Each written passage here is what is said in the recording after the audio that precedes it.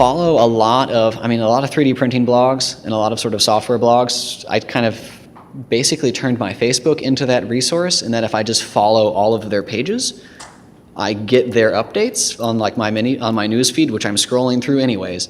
And so that was kind of how I stay up to date on a lot of these things. As well as if you want to get into like the sort of staying at the line between academia and the real world is a nice place to kind of sit, because you can see stuff in academia that you're like, it's not there yet, but in like 1 year or whenever that comes out, or like I see your workflow, that was super useful, but it took you like 4 hours to make this, I need it to be done in 30 seconds. Maybe I like hire someone and go write a quick Python script that just automates that system. And so, I personally don't really know any Python. I know a little bit of it, enough to be really dangerous, but not enough to actually make anything super useful. But I've definitely seen a lot of people go in and like for instance, this workflow that I did just here, there's a company that has automated that workflow.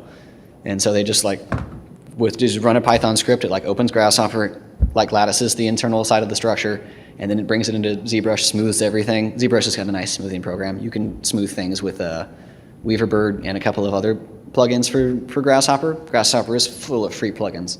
That's one of the reasons why I use it, is it's just an enormous amount of free resources online, and YouTube tutorials and all of those fun things that are super useful rather than reading a book on how to do these things. I don't really like reading books on, like when you read books on computer software, it's like command lines. They're brutal. They're just, I don't know how even why people try and do that.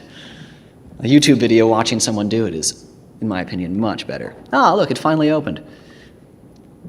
But it's really heavy. But for instance, if I take a cross section of this guy, they're all solid pipes, right? Like if this was a radiator or this was a heat exchanger, there'd be no place for the fluid to flow through. There's no wall thicknesses on any of these things. And so if I bring this thing into ZBrush, I can basically give them a wall thickness. If I was to do it in here, I could literally just go surface to solid and click a tiny resolution, but because that file is so heavy, I'm just not going to do it to save you guys me standing here for 4 hours and not doing anything while it thinks. But you could totally literally just like my shell thickness, I could make that shell thickness as 0.1 millimeter, whatever the minimum resolution of my machine is, and then click go and then go eat lunch, and then come back and it would be done. And so, but I'm not going to do that just to save you guys that.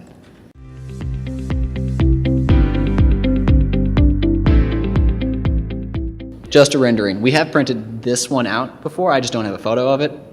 But this was a rendering done in Keyshot. Keyshot's fantastic if you like rendering things and not taking photos of stuff.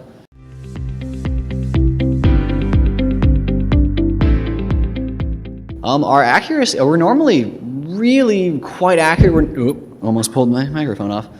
We're normally, I don't know the exact tolerances to our metal printers. I know they're some of our more accurate printers, and that I don't want to say a number, but let's say accurate down to 50 microns, if not below that.